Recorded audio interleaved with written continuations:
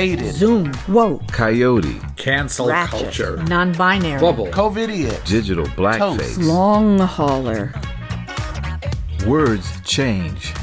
They mutate, morph, change tense, change meaning, and new words are created. Old words fall out of usage.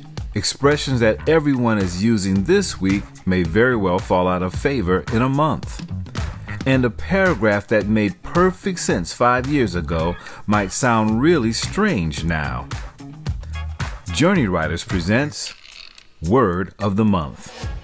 Original poetry, prose, essays, and commentaries written by Journey Writers members exploring our ever-changing language.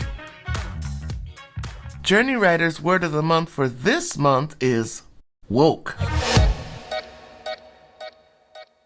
getting woke. A few years ago, the word woke was understood to be the past tense of wake, as in, the alarm woke me up, or I woke up with a stiff neck. But these days, the word woke has taken on brand new meanings. Getting woke now means that you are aware and concerned about racism, classism, and social injustice. Woke also means that you may be a member of the woke police, being overly pretentious about being woke, and exhibiting disdain for those who are not as woke as you.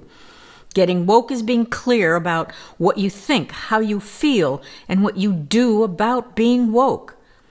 Getting woke is what many of us are doing as issues of racism, classism, social injustice, and political division scream from the headlines on TV and on all of our digital devices. So, how do we get woke and productive? Well, getting woke requires a deep healing of our emotional, mental landscape.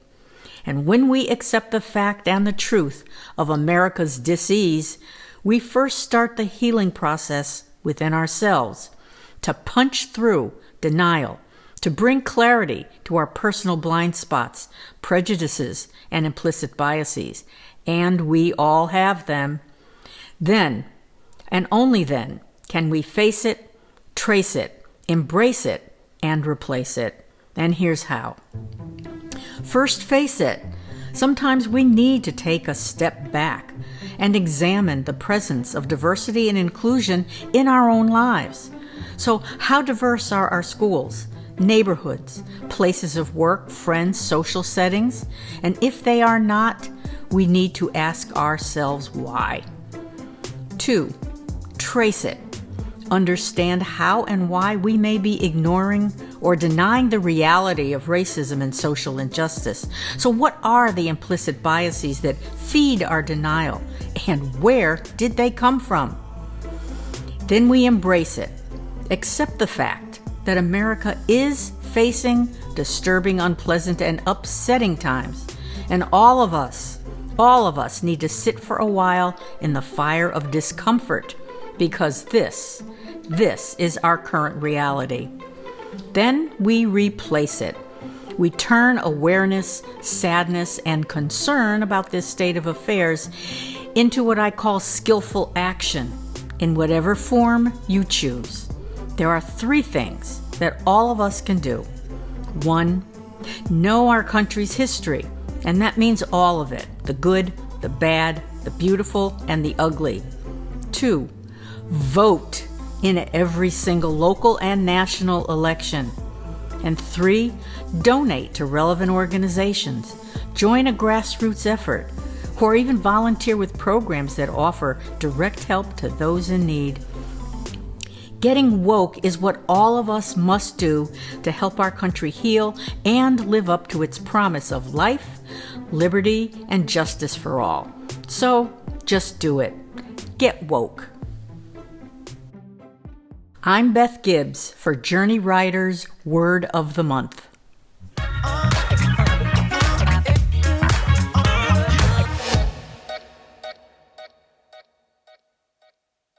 Woke from the roots up. Woke for me has meant natural since the Black Power movement of the 60s and 70s.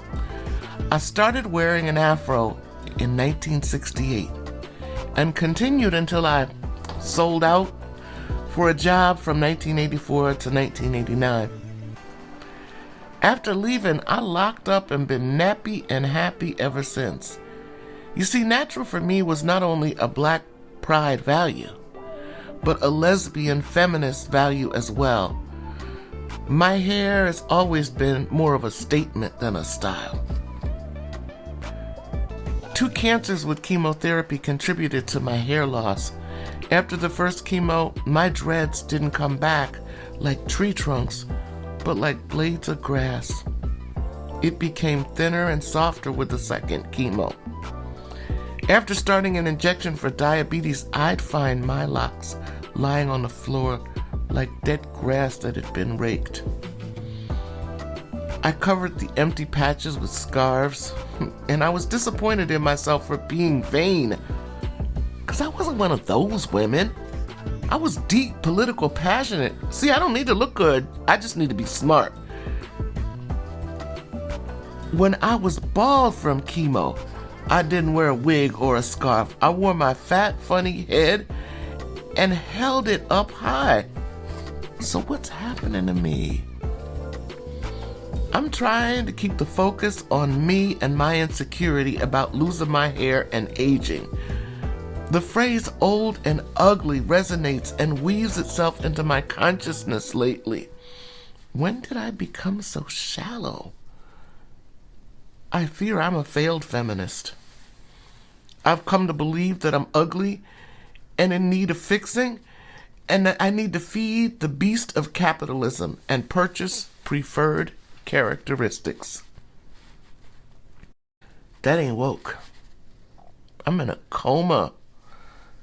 I can't seem to move or speak, but I hear the commercials, I see the magazines, I see my sisters buying beauty.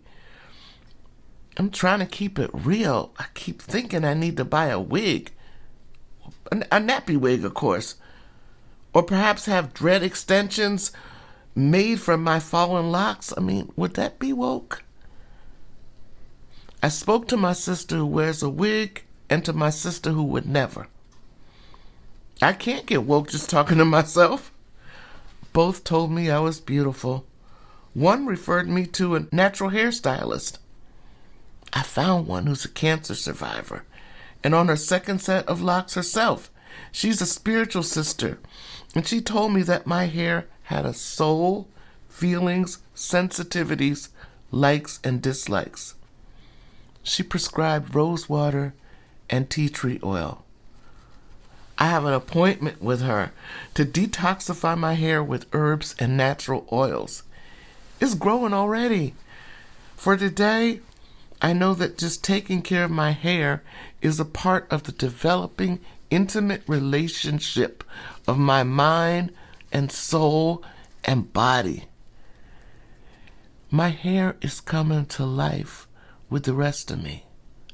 It's waking up, and so am I. This is Regina Dighton for Journey Writers Word of the Month.